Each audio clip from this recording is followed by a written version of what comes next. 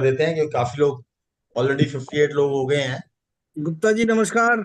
हाँ, नमस्कार जी, नमस्कार नमस्कार। Welcome to all delegates. Today we have a very today we have a very important topic for discussion, that is the provisions regarding Benami Properties and Transactions Act and black money and money laundering provisions. There have been certain amendments in this finance bill also in these acts. In fact, the provision of Benami Property Act has been our 1988 Act.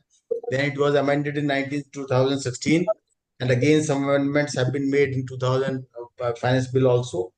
And similarly, there have been amendment in the Black Money and Disclosure of Foreign Income and Assets Act also by this act. So we have a speaker today, Mr. Aditya Ajgaonkar. He's an advocate from Mumbai. He's a leading advocate practicing in Mumbai High Court as well as in other high courts, Hello. also in Supreme Court. And his special field of practice is the corporate laws, taxation, and laws relating to economic offenses. He did his graduation from NM College Commerce, Mumbai, and thereafter he did his LL.M from the Cardiff University at Wales. He has a special interest in the subjects like money laundering, etc. And he has also written a book on the confiscation, prosecution under the Prevention of Money Laundering Act. So which was published in 2023. So he's a very renowned advocate from Mumbai. So he will be deliberating on these subjects, which are very important subjects today. So I request Mr. Jain, our president, to give his opening remarks, and then we'll request the speaker to deliberate on the subject. Thank you, Gupta ji. Yes, sir. And thanks for nicely introducing in short our learned speaker, Advocate Aditya Ajgaonkar. Aditya जैसा कि हम हिंदी में जानते हैं, आदित्य अद्वितीय, he is an unparalleled kind of our brother.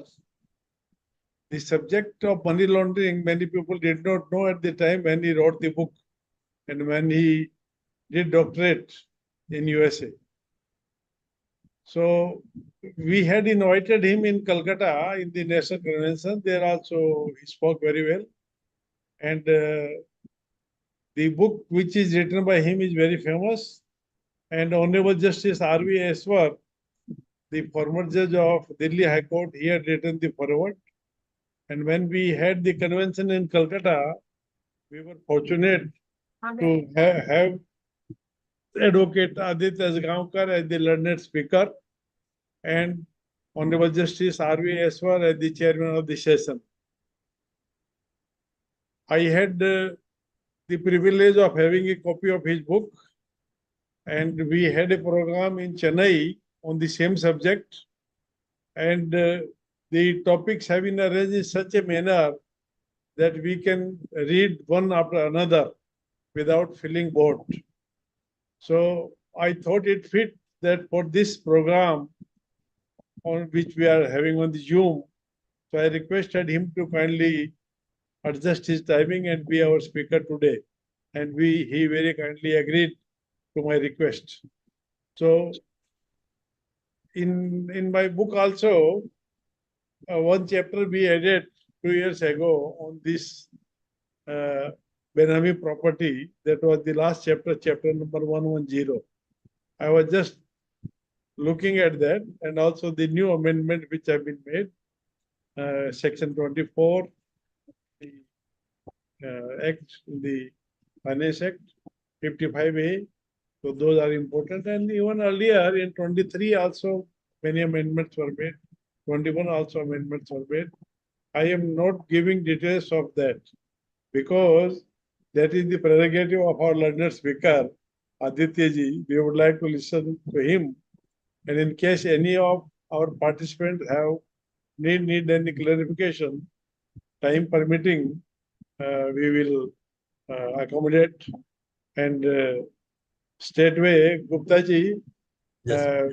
we proceed to request Yeah. Aditya ji to kindly Uh, begin his deliberation, please, Aditya ji.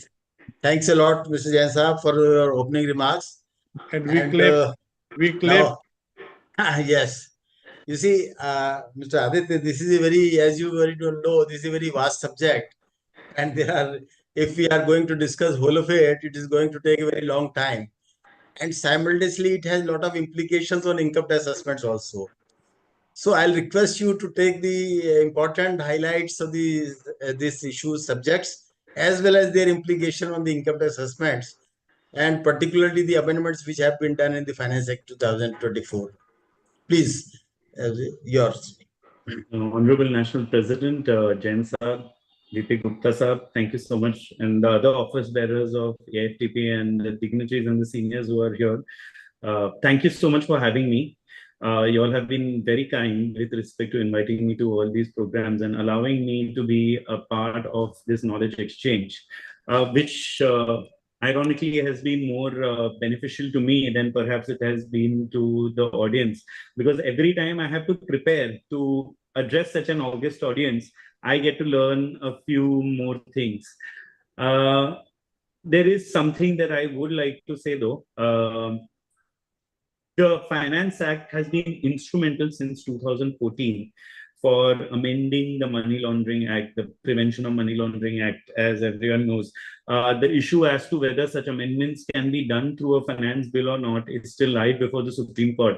The Constitution bench is seized with the issue of what exactly is a money bill. After so many years of being a republic, after so many years of being independent, I somehow feel that if we still haven't been able to define something as basic as what a money bill is, that is a question that needs to be addressed extremely quickly.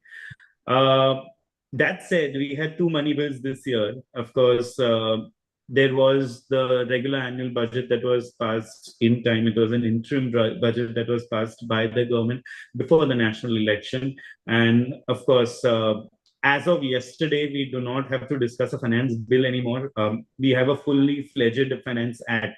And yes, 16th August 2024. So we have Finance Act number 2 of 2024. So while I was requested to address what are the changes in the bill, I hope everyone will forgive me for actually addressing, going off topic and discussing what's in the Act instead. So today morning was fairly complex because I had to sit down with whatever material I had compiled and seen whether there is any difference between the bill and the Act.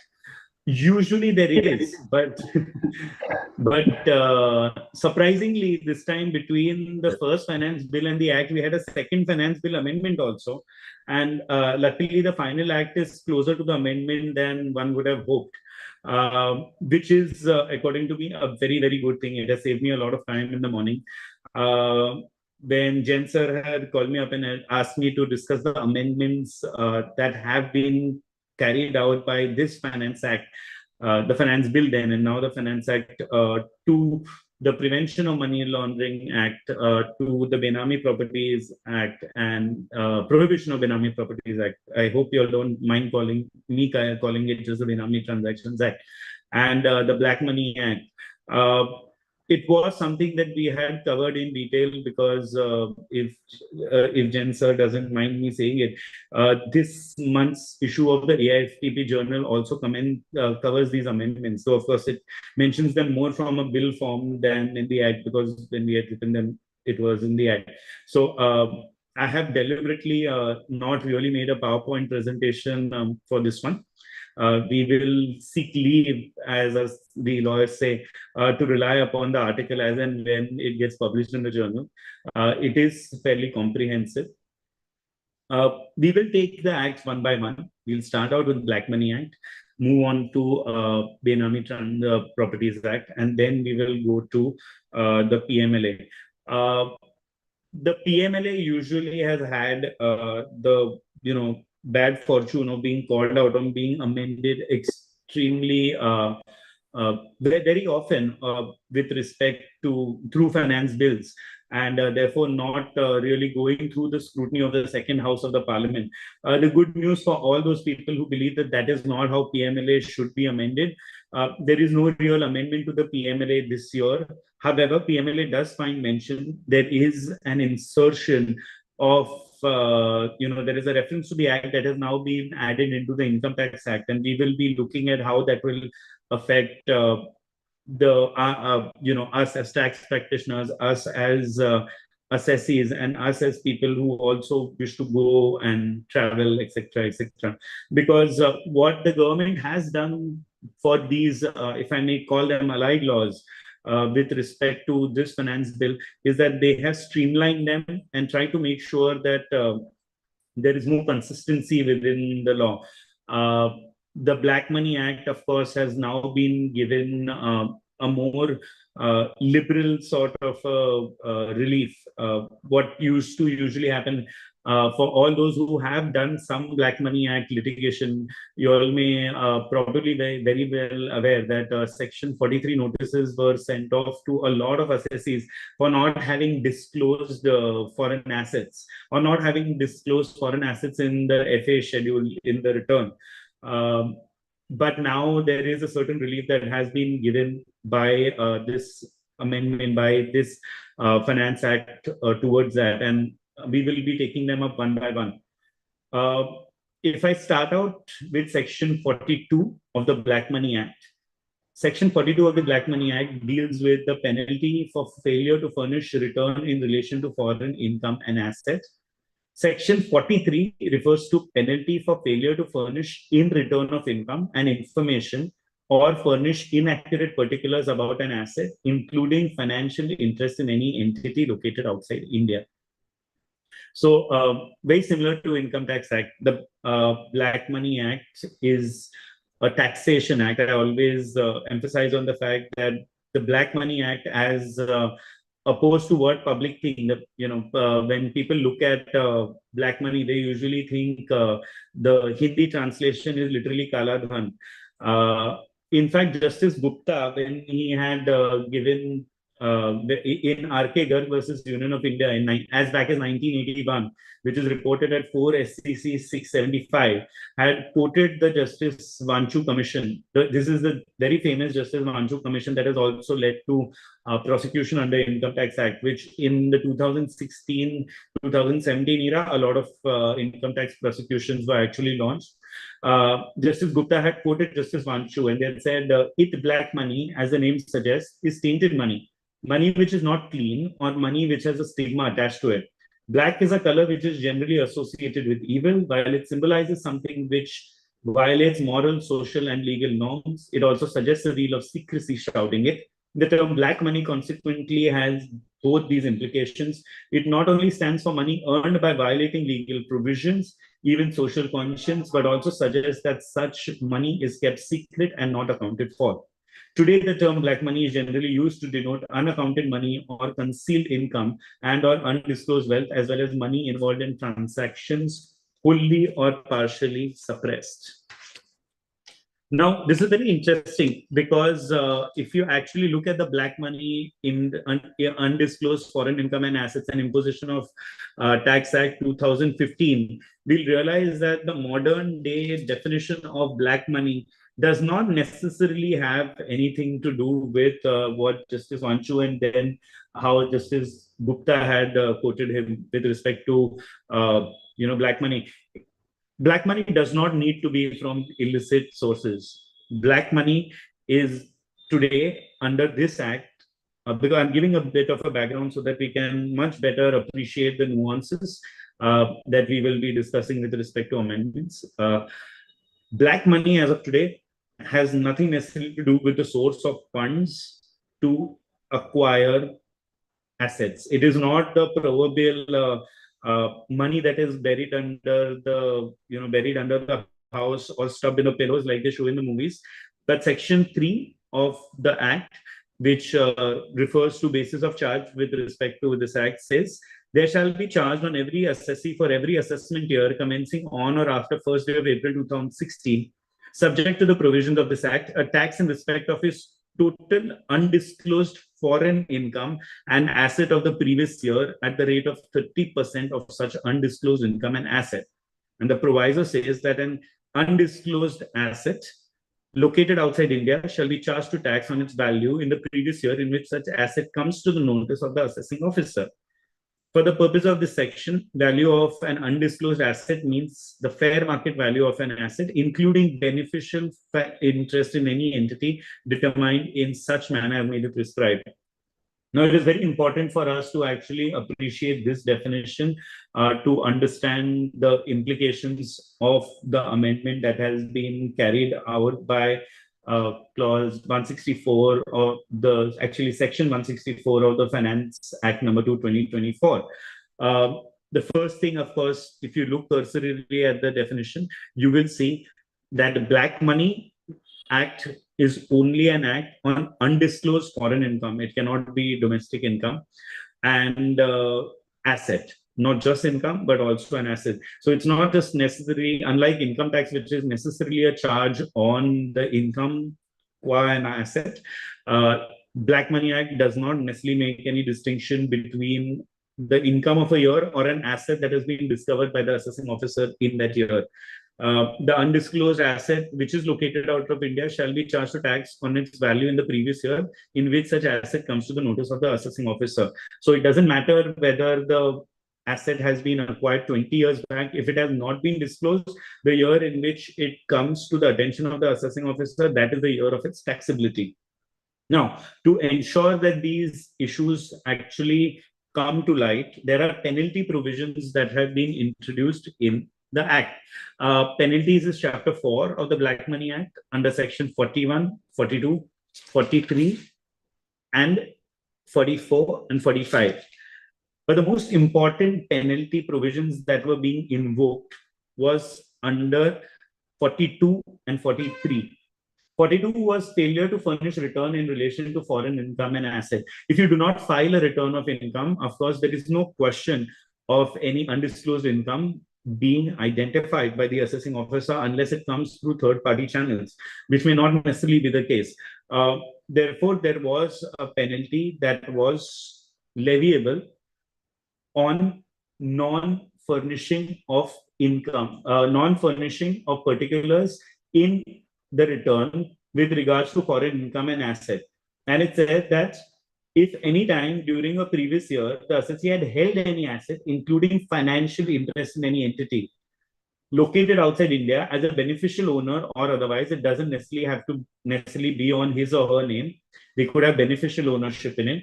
Was the beneficiary of any asset, including a financial interest in any entity located outside India, or had any income from a source located outside India and fails to furnish such return by the end of the relevant assessment year, the AO may direct that such a person shall pay by way of penalty a sum of 10 lakh rupees. What was very interesting is the proviso to this penal section said, provided that this section shall not apply in respect of an asset being one or more bank accounts having an aggregate balance which does not exceed the value equivalent to 500,000 rupees at any time during the previous years. 500,000 rupees is 5 lakh rupees. This threshold of 5 lakh rupees now has been enhanced by the amending act, by the Finance Act, to 20 lakh rupees. Section 43, similarly, was penalty for failure to furnish in a return of income. So if you fail to furnish a return of income, you are liable for penalty under Section 42. But in case you do file a return of income and in that you have failed to furnish any information or failed to furnish or have furnished inaccurate particulars, most of the people who are attending today's session have been tax practitioners. So you all know the 271(1)(c) sections of penalty under Income Tax Act that used to be ruling the roost back in the day. At that time, they had concealment and furnishing of inaccurate particulars. So I think with respect to Section 43, the older 271(1)(c) is something that would be relevant jurisprudentially with respect to what would constitute concealment and what would constitute furnishing of inaccurate particulars. But Section 43, as it stood, said any person being a resident other than not ordinarily resident, because this is applicable only for residents, the Black Money Act, within the meaning of Clause 6 of Section 6 of the Income Tax Act, who has furnished the return of income for any previous year under subsection 1 or subsection 4 or subsection 5 or section 139 of the Income Tax Act, fails to furnish any information or furnishes inaccurate particulars in such return relating to any asset located outside India, held by him as a beneficial owner or otherwise, or in respect of which he was a beneficiary, or relating to any income from a source located outside India at any time during a previous year, the assessing officer may direct that such a person shall pay by way of penalty a sum of 10 lakh rupees. And there was a proviso to this also that says that the section shall not apply in respect of an asset being one or more bank accounts having an aggregate balance which does not exceed a value equivalent to 500,000 rupees at any time during the year. Now, most of the people in the audience might have already guessed the issue that happened. First is, 5 lakh rupees is not much. When you convert it into dollar terms or in pounds, or if you convert it into foreign exchange, 5 lakh rupees was a very low threshold. Secondly, the wording of the statute was very clear. The penalty was fixed at 10 lakh rupees. The penalty was not leviable up to 10 lakh, but the penalty was 10 lakh. So if there was an undisclosed asset, suppose, of 5 lakh 1 rupee, we don't even have to go very far off, right? The penalty would still be 10 lakhs and the assessment would be separate. This gave rise to a situation which was unfair. And therefore, the amendment has been made to the proviso. And now in section 42 and 43, the threshold again has been raised to 20 lakh rupees. However, in the amendment that has been made with respect to 42 and 43, the enhanced threshold of 20 lakh rupees is not applicable in case of where the undisclosed asset is real estate. Now, arguably, the chances of real estate being lower than 20 lakhs is remote, even in a foreign jurisdiction. But that is what the amending act says. It says that providing that this section shall not apply in respect of an asset or assets, into bracket, other than immovable property, where the aggregate value of such asset or assets does not exceed 20 lakh rupees. So it is not like 20 lakh rupees per asset. All the undisclosed asset, if they are below 20 lakh rupees, then the penalty will not be able with respect to both of these sections. Now, according to me, it is very simple why this has been done. Because the equation would have been quite ludicrous, where I have, say, 6 lakh rupees of undisclosed asset, which can be a very easy oversight if we assume a foreign jurisdiction such as the US or UK. I myself have come across issues of pensioners, pension accounts, etc., which have not been disclosed, or inheritance that have come through two children through testamentary that have not been left through wills but have come through inheritance to children, foreign assets in jurisdictions. That could be your parents' pension account, that could be a small checking account that has grown over the years. This would give rise to a very harsh effect of the law, and therefore I think they have now said that if, and except real estate, if the total value of the undisclosed asset in a particular year is 20 lakhs, then no penalty under section 42 and 43 will be applicable. There is also one more interesting aspect that I would like to discuss about the levy of penalty, because for most of the participants here who have had issues with Black Money Act for their clients, section 43 was a very, very important section. A lot of show cause notices were issued last year.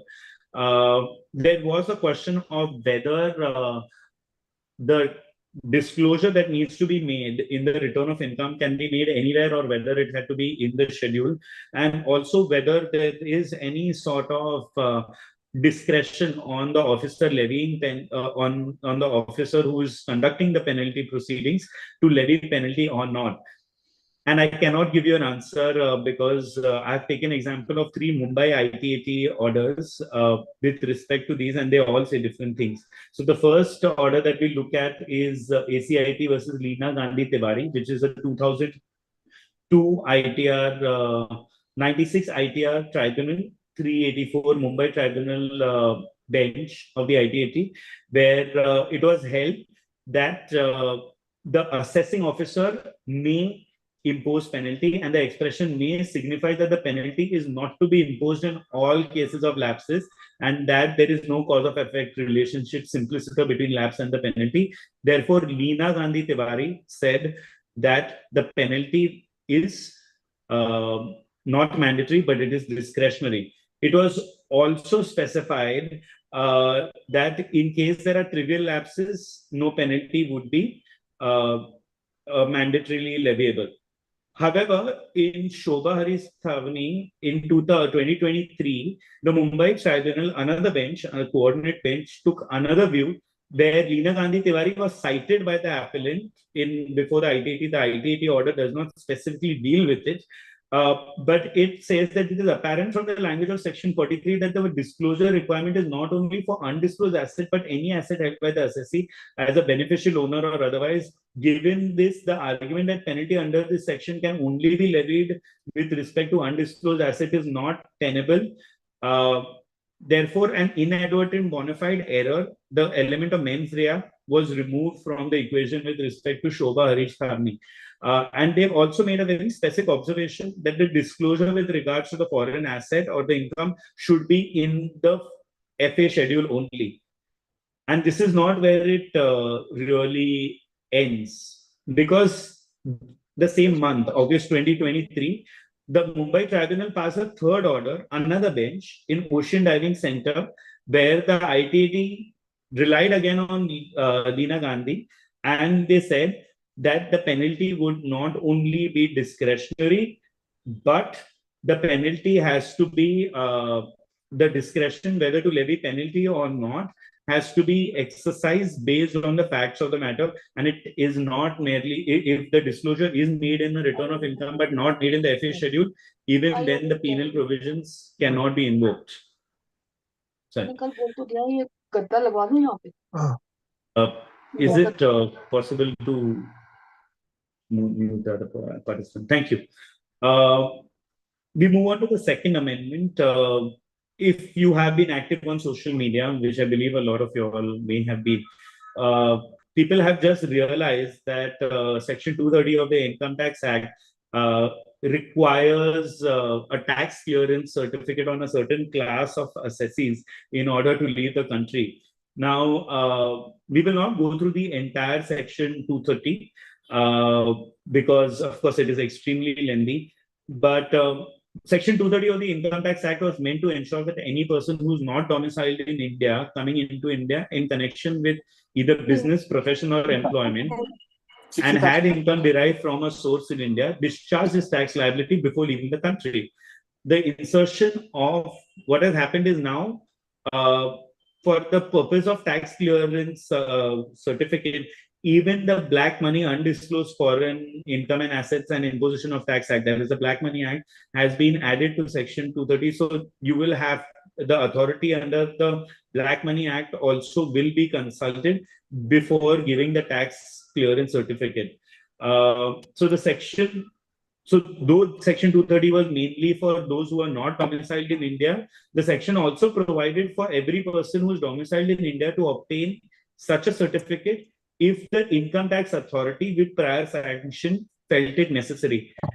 So therefore, this would still not affect everyone, but this would affect those people whom the income tax authority with prior sanction believes that such a certificate is required to be obtained from before the person leaves the country. This amendment seems to have been made with the intention of not allowing assessees who have demands under the Black Money Act to flee the country without discharging their liabilities. The Black Money Act joins the Income Tax Act, Wealth Tax Act, Gift Tax Act, and the Expenditure Act with regards to the acts that are under Section 230. And before issuing the certificate, before issuing the tax clearance certificate, there will be seen whether there are any outstanding demands under any of these acts, and then and only then will the tax clearance certificate be given. Therefore, this is not an amendment per se to the Black Money Act. This is an amendment to the Income Tax Act by the Finance Act number 2, 2024, and there has actually been quite a bit of discussion regarding this.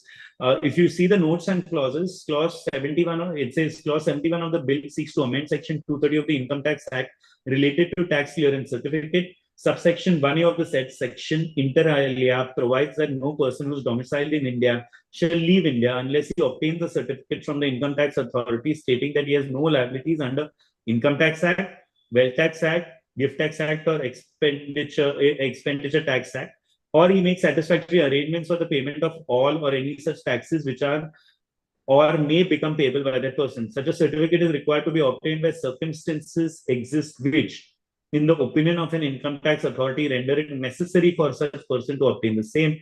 It is proposed to amend the proviso to the said subsection by inserting reference of Black Money Act therein so as to impose the liabilities under the said act for the purpose of obtaining the certificate. Therefore, now if the assessing officer thinks that you're trying to flee the country to escape your obligations, and if he feels that a tax clearance certificate needs to be obtained by you to leave the country, even your liabilities under the Black Money Act will be considered. There is another adjustment again to the, amendment to the Income Tax Act with respect to the Black Money Act. This is in section 132B of the Income Tax Act, where 132B is in those cases where a search and seizure proceeding has been conducted. And after the search and seizure proceeding has been conducted, if there is seizure of assets, then those assets under 132B can be adjusted against open tax liabilities. Now, what has happened is that because the Black Money Act was not a part of Section 132B, even if there was a claim under the Black Money Act of tax, the search and seizure proceeds that had been frozen or that had been collected by the department, the adjustment against the Black Money Act liability or demand was not possible. Now it has been made possible in order to ensure that unpaid tax liabilities under the Black Money Act can be effectively recovered. This also now broadens the horizon with respect to your search and seizure proceedings under the Income Tax Act, because the amounts that can be seized are not, or the properties that are seized now do not necessarily have to be adjusted only against your outstanding tax liability under the Income Tax Act. It is also against your liabilities under the Black Money Act. The statement of objects and reasons says the exact same thing. So again, the Black Money Act joins the Wealth Tax Act, Expenditure Act, Gift Tax Act, and Interest Tax Act. It's an August company where the Black Money Act joins, and it says that if there is, and the amount of liability determined on the completion of assessment or reassessment or recomputation and the assessment of the year relevant to the previous year in which search is initiated or any requisition is made, or the amount of liability determined as given in the section may be recovered from the taxpayer out of seized or requisitioned assets under section 132 or requisition under section 132A. So the provisions of the Black Money Act, now, if anyone ever had any doubts as to the actual nature of the Black Money Act, do I just something? Yes, thank you. So if anyone had any sort of doubts as to the nature of the proceedings under the Black Money Act, then clearly we do not need to be worried anymore as to figuring out whether it's a penal statute or not. The name of the Black Money Act, of course, is imposition of tax. So that should have been a dead giveaway. But now, to a large extent, what is happening is the government is, the central government is now bringing certain provision, bringing Black Money Act recovery at par with other direct tax statutes like Wealth Tax Act, etc. It is extremely important to figure out as tax practitioners how this will affect our assessment, how it affects our practice, because there will, of course, be search and seizures that are carried out regularly. A lot of these acts have their own search and seizure mechanisms, but this amendment has not been made with respect to search and seizure under the Black Money Act. This amendment has been made in the Income Tax Act. So suddenly the import of the search and seizure, the repercussions of search and seizure under the Income Tax Act becomes wider with respect to how it is that the amounts or the properties that have been received, that have been requisitioned under the Income Tax Act can be distributed. I will now move on to Benami Act. I also have some requests. If there are any questions, if you all can put your hands up, or if you want me to cover something with respect to Black Money Act amendments right now, I think we can do it stage-wise while it's still fresh, because there are not too many amendments with respect to PMLA. So I'll just take a minute to ask if there are any questions, or if my pace and delivery needs to be adjusted, because unfortunately in a webinar, it is a monologue. I do not get to see whether you all are following or not. So I would like to pace out what I'm saying accordingly. Does anyone have any questions? Aditya, I think you can complete your deliberation. Then there are questions, they will be raised later on. Then I'll request a short water break. Yes. Sure.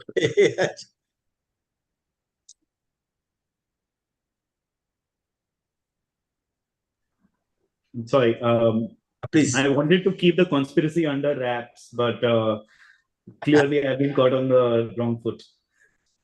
Moving on to the Prohibition of Benami Property Transactions Act 1988. It was an act that was in 1988, but until the amendment came around, I think as recently as 2016, no one had cared for this act because it was completely toothless. It was not being used. Suddenly, when the act came in, everything went completely haywire, and a lot of people started discussing what exactly is a Benami property and what exactly would be the repercussions of the Benami property, this act on people. I have a very interesting take on this, because the Finance Act 2024 has done a very interesting thing to this act. But before we go into the amendment, let me just give you a brief flavor of what the Prohibition of Benami Transaction Act is. And for that, we will have to look at a few definitions. A Benami property means any property which is the subject matter of a Benami transaction, and also includes the proceeds of such property. Our legislature loves being vague, and under the Black Money Act, under the Benami Act, and even under the PMLA, I think vagueness is the flavor of the day. It is something that has been a consistent hallmark. Definitions can never be read in isolation; they have to be read together. So let me take you all to the definition of Benami transactions, which is quite long. A Benami transaction is a transaction or an arrangement where a property is transferred to or is held by a person, and the consideration for such property has been provided or paid by another person.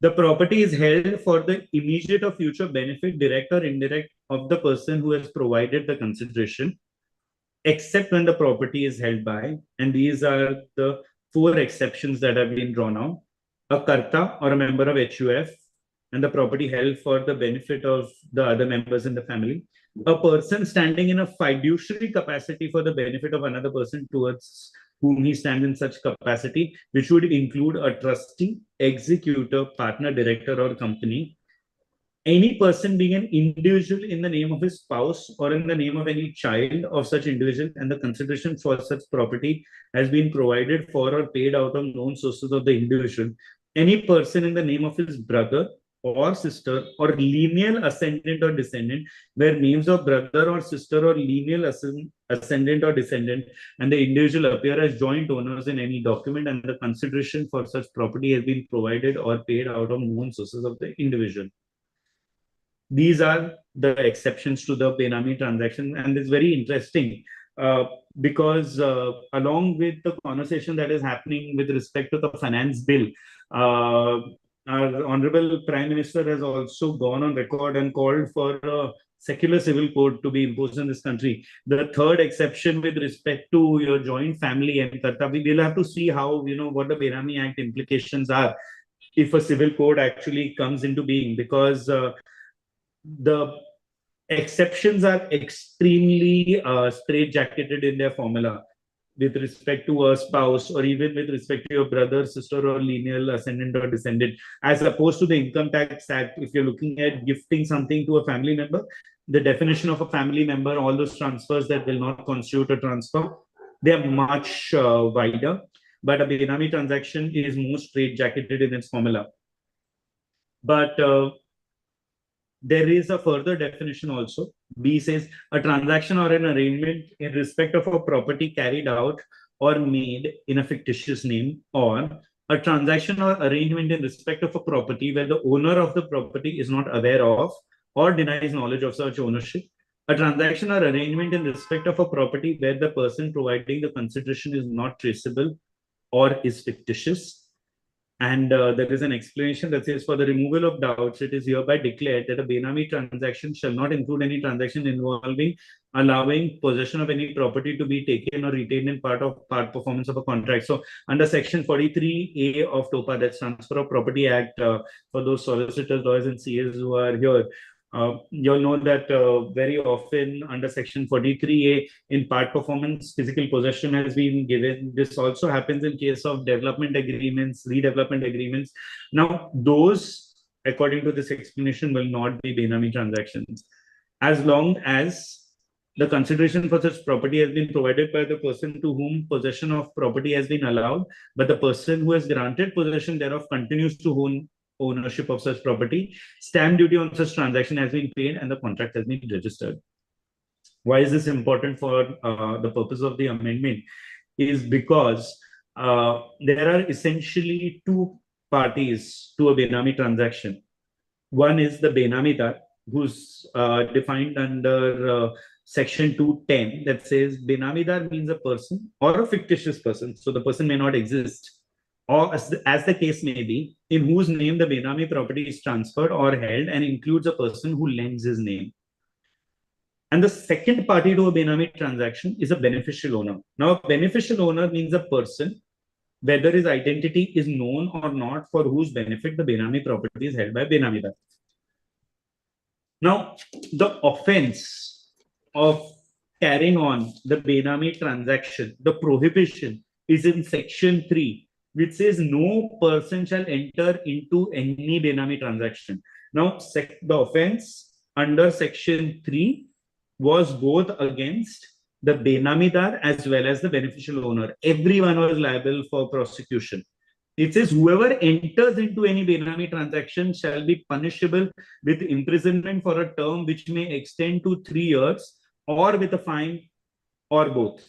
And it says that whoever enters into any Benami transaction on and after date of commencement of the Benami Transactions Prohibition Amendment Act 2016 shall, notwithstanding anything contained in subsection 2, be punishable in accordance with the provisions contained in Chapter 7. So what Section 3 did was basically say that you cannot enter into a Benami transaction, and both the parties, the beneficial owner as well as the Benamidar, will be punished. And this gave rise to a good conundrum with respect to the inspecting agencies, because very often there would be no evidence as to a certain property being Benami or not. If I am the Benamidar, why would I admit that the beneficial owner is somewhere else, someone else, especially if once I make that admission, I would be prosecuted. So they realized that people were not really willing to come out and openly help administer this act, because they were all afraid of prosecution. Even parties in the know would also be affected by this, because because it is not only the Benamidar and the beneficial owner who will get into trouble under Section 3, but any person who enters into a Benami transaction, right? So what really used to happen was there was no evidence. So as per Section 53 of the Act, there is a penalty for Benami transaction, where it was said that where any person enters into a Benami transaction in order to defeat the provisions of any law, to avoid payment of statutory dues, or to avoid payment to creditors, the beneficial owner, Benamidar, and any other person who abets or induces any person to enter into Benami transaction shall be guilty of the offense of the Benami transaction. And the second part to Section 53 said, whoever is found guilty of the offense of Benami transaction referred to in subsection 1 shall be punishable with a rigorous imprisonment for a term which shall not be less than 1 year, but which may extend to 7 years, and shall also be liable to a fine which may extend to 25% of the fair market value of the property. What usually happened in this case was that the Benamidar kept quiet, the beneficial owner kept quiet, and all the parties involved also kept quiet, because it was not in anyone's benefit to actually give any evidence. So what the Finance Act now does is that it makes a distinction. It provides for immunity to be given to the Benamidar or people concerned with the transaction if they give evidence or testify against the beneficial owner. So till now, Section 3 used to treat everyone as at par. But now what this amendment does is that it places the beneficial owner on a different footing compared to the Benamidar, as well as those people who are aiding and abetting these transactions. And it says that in order, this is 55A will now be inserted, which says that the initiating officer may, with a view to obtaining the evidence of the Benamidar or any other person referred to in Section 53, if you remember. Sorry. If you remember, Section 53 refers to beneficial owner as well as people involved in the transaction. So the initiating officer may, with a view to obtaining the evidence of the Benamidar or any other person referred to in Section 53, other than the beneficial owner, tender immunity from prosecution for any offense under the said section to the Benamidar or such other person with previous sanction of the competent authority referred to in Section 55, on the condition that the Benamidar or such other person makes a full and true disclosure of the whole circumstances relating to Benami transaction. So this is akin to, how prosecutions rely on approvers. But out here, the repercussions will also be with respect to penalty. So what happens is that if the Benamidar now gives evidence against the beneficial owner, then that person may be granted full immunity by the initiating officer under the Act. And however, that tender of immunity shall be conditional. It can be conditional, because if it appears to the initiating officer that any person to whom the immunity has been tendered under this section has not complied with the conditions subject to which this immunity has been tendered or made, or is willfully concealing anything, then the officer will record a finding to that effect, and with the previous sanction of the competent authority, withdraw the immunity that is tendered.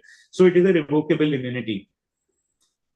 This immunity shall render the Benamidar or the person who is assisting the initiating officer immune from prosecution for the offense in respect of which the tender was made, and for the imposition of any penalty under Section 53. Now, the penalty is 25% of the value of the property, and there is, of course, punishment up to 7 years. So this is something that is going to give a massive fillip to investigations.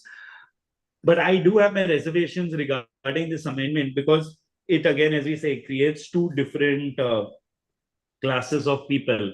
The beneficial owner is not given the benefit of it.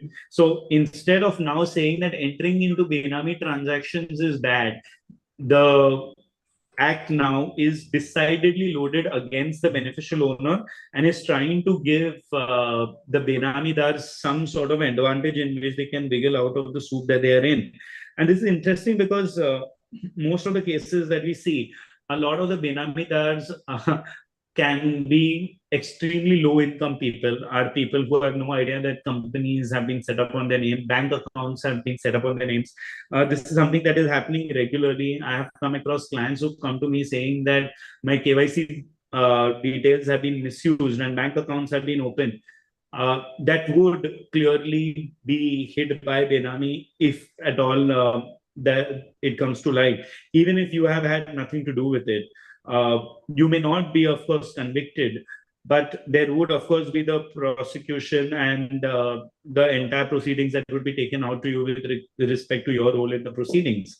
But if you do cooperate with the investigation, then the initiating officer can shield you from prosecution as well as the 25% penalty in the cases where the Benamidar is actually, I wouldn't say innocent, but there is a fifth case. This discretion did not vest with the initiating officer earlier. So, if we talk about those scams where we talk about companies being set up in the name of the drivers or house help or even laborers on the farm, these poor people who usually did not have enough money to even have legal representation, who used to sign whatever came in front of them, now can, of course, assist the authorities, help them with the evidence, and get immunity. The flip side to do this, to this entire amendment, is that this amendment is also now this system can be prone to abuse, and where it can be used as a sort of a tool to extract money or extort someone who may be a beneficial owner or a potential beneficial owner. Again, as we say, the Benami Transaction Act definition of a Benami transaction is again very, very wide. And in the past, it has so happened that there have been very interesting setups that consultants and lawyers have set up for their clients. Extremely complex structures or even simple ones. There was a lot of quid pro quo that used to happen in the earlier days. Now, all these transactions, the repercussions of actually giving immunity to the beneficial, to the Benamidar is going to be extremely interesting. It could also give rise to, according to me, if I just use my imagination of it, it could give rise to a lot of things that may not really be very savory or palpable, because there is no end to human ingenuity, and this sort of fictitious transactions are also covered by the Benami Act. There is nothing stopping someone from opening an account in their name and claiming that I am the actual beneficial owner of that transaction. Whether it would actually amount to something or not is something that we'll have to see. And it would, again, depend on the facts and circumstances of each case. But I can see this amendment being both positive or negative. According to me, just like the amendment to Section 53 was the most definitive amendment with respect to the Black Money Act, this is the most definitive amendment with respect to the Prohibition of Benami Transactions Act. There is also a second amendment that has happened, which actually is the first amendment. There under Section 24, timelines have been put and revised with respect to issue of notice, etc., which is an amendment to Section 24 of the Act, which deals with notice attachment of property that has been involved in Benami transactions. So now they, in an effort to make sure that the process of adjudication and attachment of property is time-bound and involves integration of the principles of natural justice, timelines have been granted, specific timelines have been granted for issuance of notice, for reply of notice. And in cases where the earlier timelines were not workable, the timelines have been changed. Like, for example, in Section 24, a new subsection 2A has been added, where it says that the Benamidar to whom a notice has been issued under subsection 1, or the beneficial owner to whom a copy of such notice has been issued under subsection 2 shall furnish the explanation or submission, if any, within a period specified in the said notice, or such period as may be extended by the initiating officer, not exceeding 3 months from the end of the month in which the said notice has been issued. Now, this timeline was not available earlier. So suddenly now you can seek extension of time up to 3 months, though it is an outer limit, and you know that you can ask for an extension of time. So this will make the process time bound. In subsection 3, where the initiating officer is of the opinion that the person in possession of property held Benami may alienate the property, then he may, with the previous approval of the approving authority by an order in writing, attach the property in a manner for a period not exceeding 90 days, used to be the provision. So the initiating officer could, as a preventive step, provisionally attach the property which he thought was Benami for up to 90 days. Now that has been shifted to 4 months. It is not kept at 120 days, but 4 months. Similarly, with respect to subsection 4, 90 days have been extended to 4 months. In subsection 5, 15 days have been now extended to one month. So what has really happened is that the timelines for attachment, timelines for making inquiries, timelines for seeking confirmation of attachment, or have all been extended. Section 55A has also been added again, but we've already gone through it with respect to the tender of immunity under the Act. It is the objects clause gives a good insight into why this has happened with respect to section 55A. It says that subsection 1 of the proposed new section provides that an initiating officer may, with a view to obtaining the evidence of Benamidar or any other person referred to in section 53, other than the beneficial owner, tender immunity from prosecution under the said section to Benamidar or any other person with the previous sanction of the competent authority, on condition that the Benamidar or such other person shall make full and true disclosure. It also goes ahead to say, that with respect to subsection 2, the tender of immunity will be conditional and it shall render him immune to prosecution subject to him making full disclosure. But what is said out here in the notes on clauses is very interesting. It says that if he has not complied with the condition subject or is willfully concealing anything. So I don't know whether there would be any litigation tomorrow for a Benamidar where say there is a concealment of fact, but there is no mens rea in the concealment if it has been left out, or if there is a bona fide mistake in leaving out some details.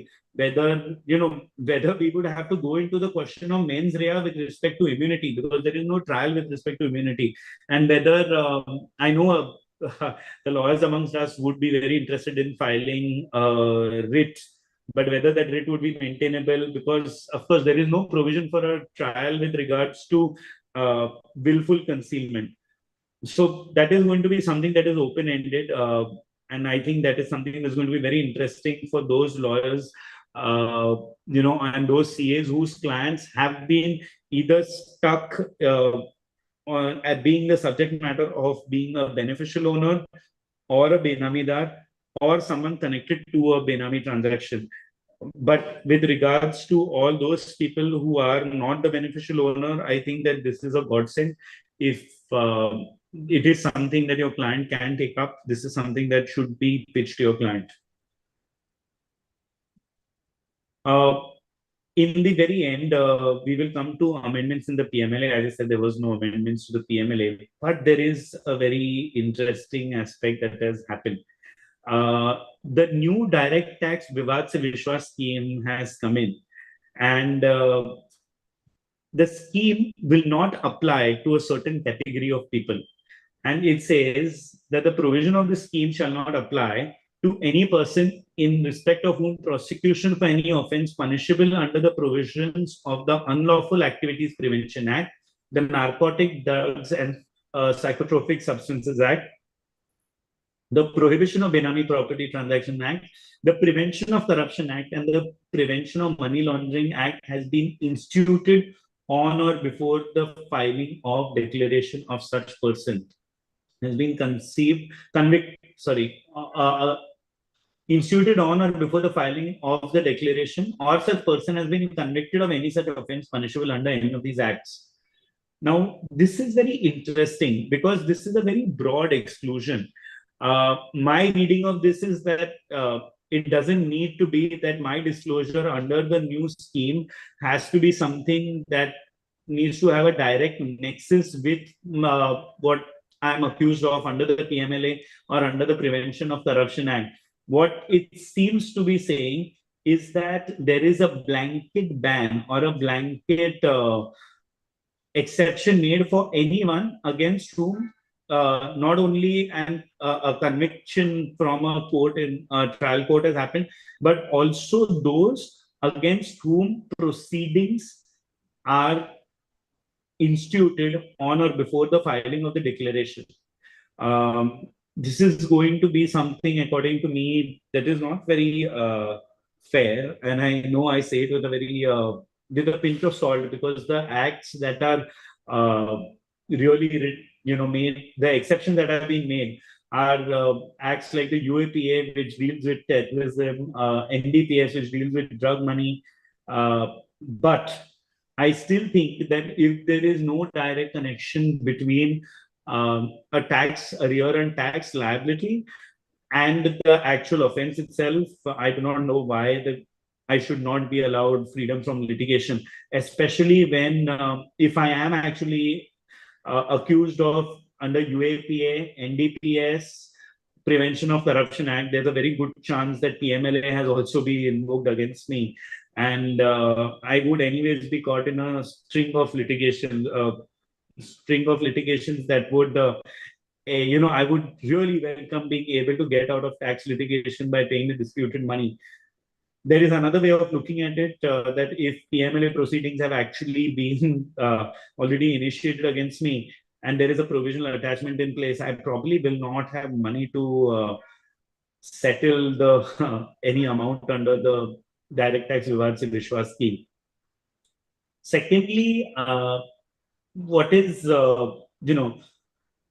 important is that this would, with respect to PMLA, direct tax Vivad Se Vishwas scheme is only excluded to any person in respect of whom prosecution for any offense punishable under the PMLA has been instituted. So if there is merely an attachment of a provisional attachment that has been done in your hands as being someone who is in possession of proceeds of crime, I still think that you will be eligible for the direct tax Vivad Se Vishwas scheme.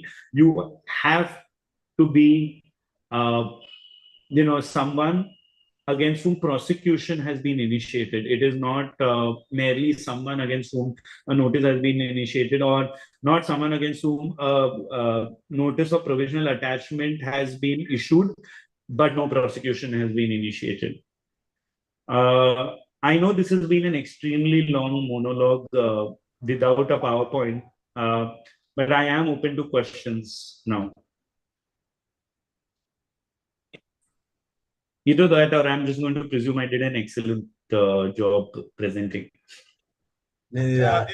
Aditya ji, the very purpose of Vivad Se Vishwas scheme, as stated in Parliament by the Honorable Finance Minister, is that they want to reduce the litigation. Yes. Minimize the litigation. And as you rightly told, that there are, on certain transactions, there are restrictions. If they have been acted under PMLA or Benami Act or Corruption Act. Now the point, you see, which needs to be considered by the government is that if in reality they want to reduce the litigation is also because of PMLA, Black Money Transaction Act, and the Benami Property Act. So, if there is a particular rate of tax, or we can call it fine, if that is paid by the concerned person, then our view is let the government be happy and let the person affected be also happy. We should give a chance to the people who aired yesterday, and we should encourage them not to indulge in such activities in future. So that we can send a suggestion to the government for kind consideration, subject to your approval as a speaker. And the other part I wanted to tell you, the provision of immunity has been provided now in this amendment made by the minister in 2024. That is granting immunity to the benamdar and not to the beneficial owner. Now, even if after paying a considerable amount, whatever may be decided by the government, if the immunity provision is also made for allowing immunity to the beneficial owner, then what does the government lose? After all, any matter for which adjudication is done, confiscation is done, attachment is done, it is a long-drawn process in the court. Government also suffers because the person who has filed the complaint has to be present in the court, as happens in case of income tax. So now these are the issues where there has to be an open mind. So far the government is also concerned. We do not say that leave them free, but you like in income tax, we have got provision for compounding of offences. So on that line, if the government may consider, but that is all subject to your opinion. Sir, it is very interesting because the immunity is not only against prosecution, it is also against 25% penalty. Yeah. Now the penalty is leviable on anyone and everyone. So if there are 6 people and 25% penalty is being recovered, the entire amount will exceed the value of the property. Correct. So, these are the matter of quite detailed discussion, whether the yes. government should give the immunity in all these matters or not. Because these But are more interestingly, sir, sorry I interrupted, but there is also a question whether about the constitutionality of this provision with regards to when it creates 2 classes of people for the same offense. Yeah. Now, being able to grant blanket immunity to people is something that needs to be, that you have to be a bit careful about. If at all on the facts and circumstances of the case, you can give immunity to benamidars or people involved in the transaction. Why not to the beneficial owner? Why should each case not be considered on its individual merits? Because the initiating officer does not have unlimited discretion in giving immunity. He has to take prior sanction. That means there is a higher officer who's involved. So why should we say that? Why should we restrict the, operation of this? Why do we make the beneficial owner the bad party? And the most important part is that today, just as an example, if I am a benamidar, I am accused of being a benamidar, and if suppose one of the gentlemen out here who are senior in the profession, and therefore, there is a presumption that better off. If I am the benamidar and one of my seniors here is a beneficial owner, if both of us receive notice, I receive notice, and if you receive a copy of the notice, why will I not throw you under the bus? Whether true or not, why will I not throw you under the bus? Because I am neither going to be prosecuted, nor do I have to pay penalty. And the property that has to be attached is going to be attached anyways. Yeah. I may make up something. Again, this is a matter of detailed discussion. So now, Jain Sahab, can we take certain questions? May I ask one question? Madam, please, Primda. Aditya, I want to ask one question in respect of Black Money Act, foreigners. Sure. Aditya, one person has taken, when he was placed at Dubai, he purchased one LIC policy of the foreign company. And thereafter, say in the year 2005 or 6, he purchased one LIC policy. Thereafter, he came back to India and 2 years he paid premium out of his foreign income, and thereafter coming to India, and thereafter out of his salary income, he paid the premium, whatever have Yes. been left, right? On the entire salary, he out of the salary income, salary was fully taxable, on which tax was paid. No Correct. ATC deduction was claimed by him. Yes. He paid the premium of 6-7 years, and sometime in the year 2016-17, that LIC was matured and he received the maturity amount in the year 2016-17. But what happened that he forgot to declare it in the return of income. So assessing officer imposed the penalty at the rate of 300%.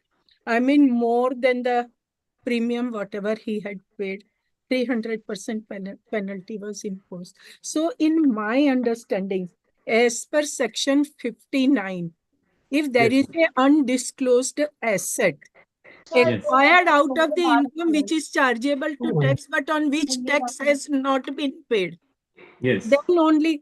So whether my understanding is correct or not. Ma'am, if I may just mute the person who is also speaking, and then if you could just say the last part again, ma'am. I'm sorry. There was sorry, ma'am. Can you please repeat that?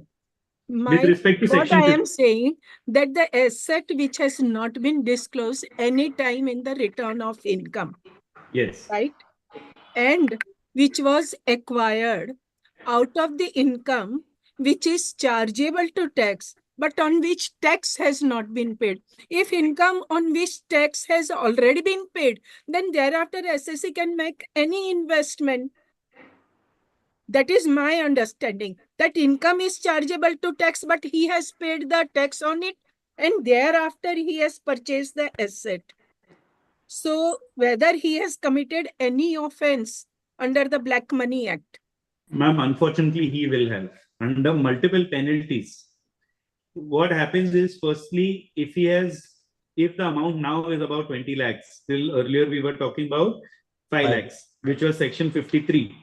He will have either furnished inaccurate particulars or not given. So that's first a flat 10 lakh rupees penalty. That comes in. 10 lakh, right? that's true. 10 lakh. I No, mean, no, I'm just coming, step by step, ma'am. Okay. Okay. Right. So what really happens is the Black Money Act is called a tax act because they want to be able to tax foreign assets. Now, they are not that concerned necessarily with where your money has come from, because that is a subject matter of assessment. Now, assessment becomes different, penalty again becomes different, as we know in tax, which itself is fairly complicated. If we take it back to section 4.1. Yes. Yes. Yes, I have that. Yes. Yes. So, subject to provision of this act, the total undisclosed foreign income shall be income from a source located outside India, which has not been disclosed in the return of income furnished within the time specified. A, income from a source located outside India in respect of its return is required to be furnished. C, the value of an undisclosed asset located in India.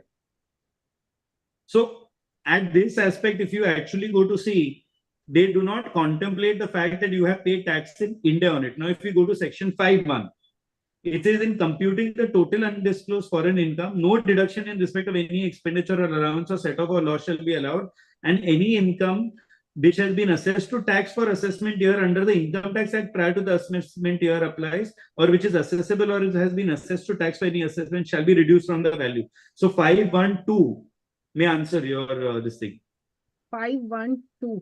Okay. Yes. Just in computing the total undisclosed foreign income and asset, any income which has been assessed to tax for any assessment year under the Income Tax Act prior to the assessment year in which this act applies, which is assessable or has been assessed to tax for any assessment, shall be reduced from the value of the undisclosed asset located outside India, if the assessee furnishes evidence of satisfaction of the AO that the asset has been acquired from the income which has been assessed or is assessable as the case may be to tax.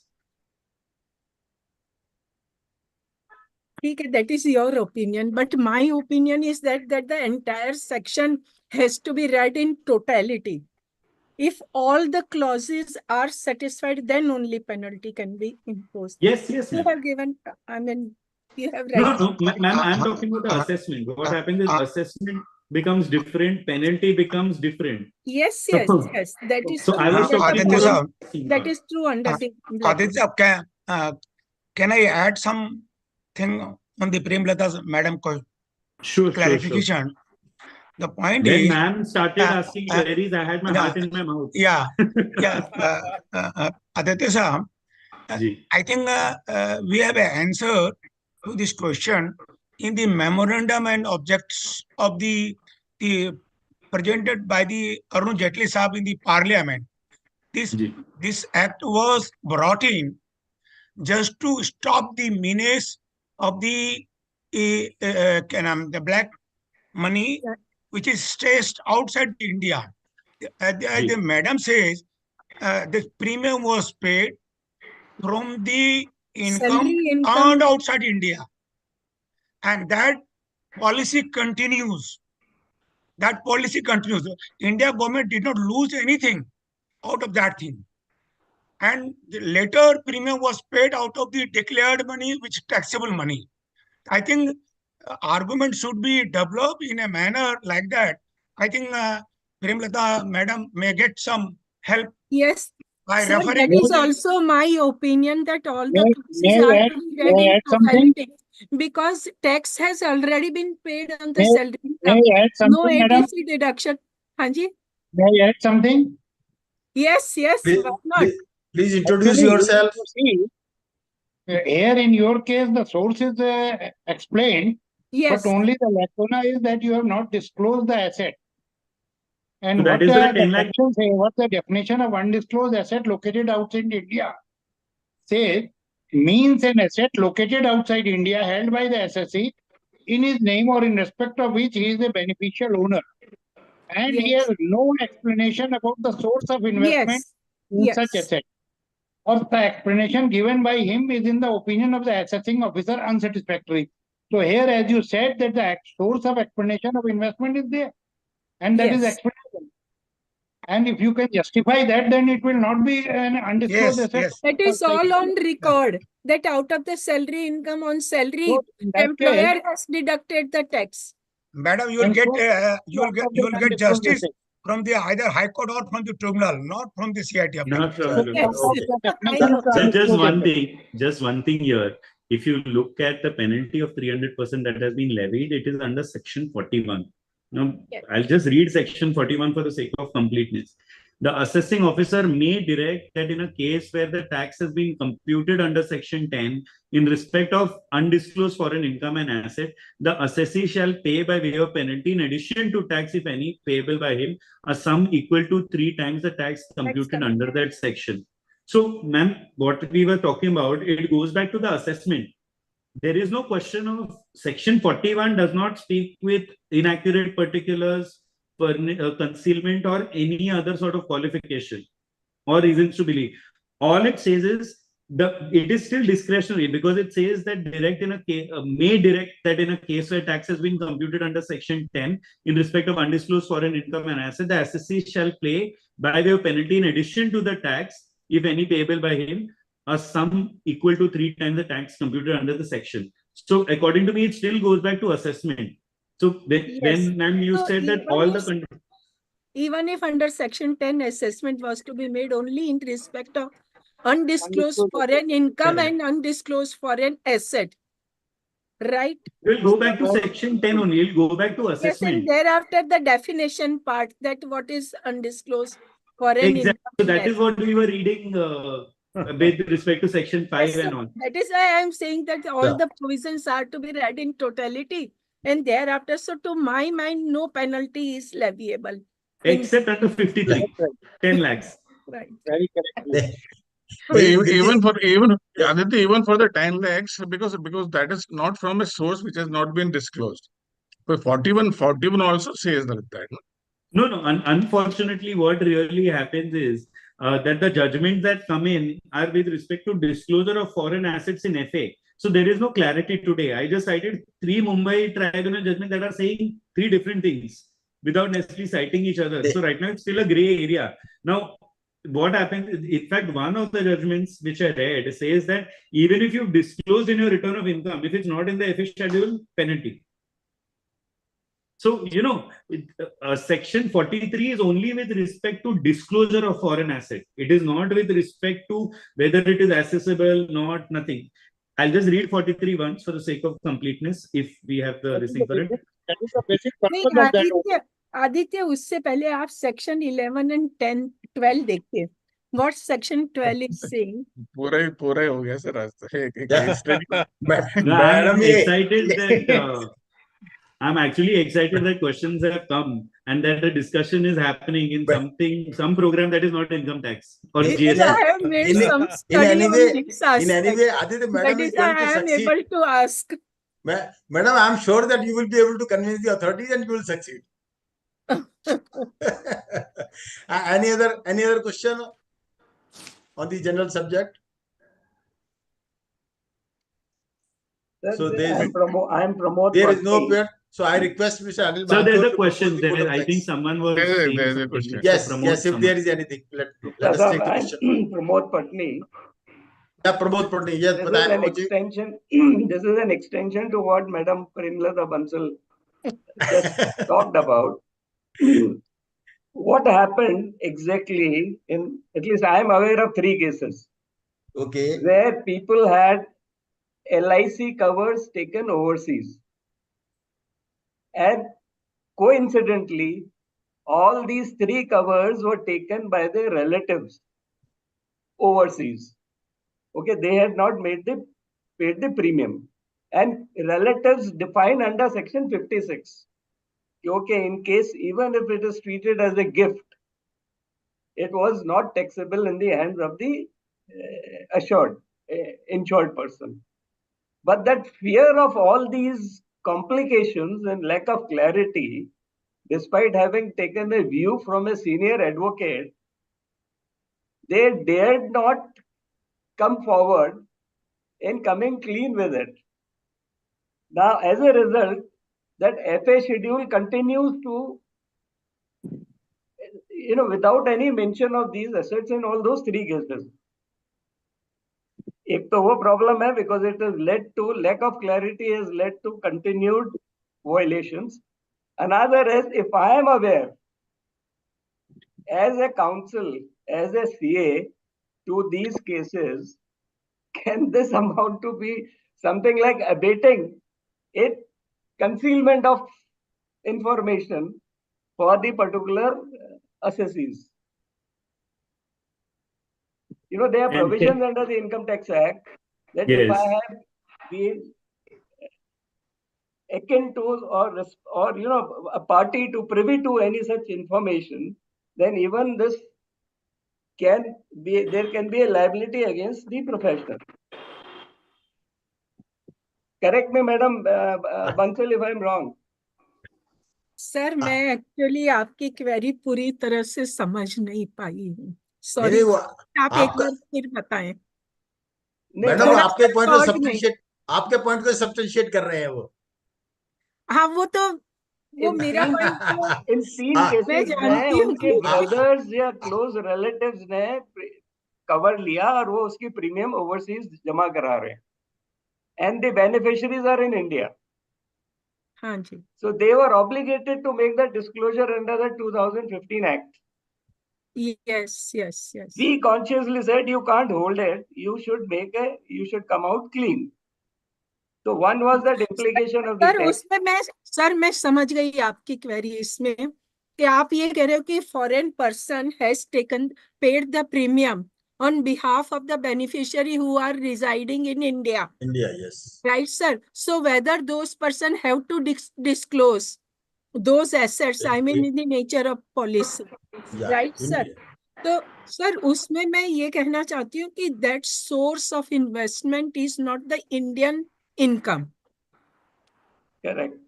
Sir, यदि Indian income हो, then only Indian income and foreign asset both are to be satisfied. That is what I am understanding. Aditya, am I correct? No, It should be I am not foreign asset plus I will beg to differ. No, I no, will beg to differ. I also There beg to are differ. two I beg to differ, aspects. madam, here. A very Aditya, short thing. ये I healthy beg to healthy differ. discussion होना चाहिए then.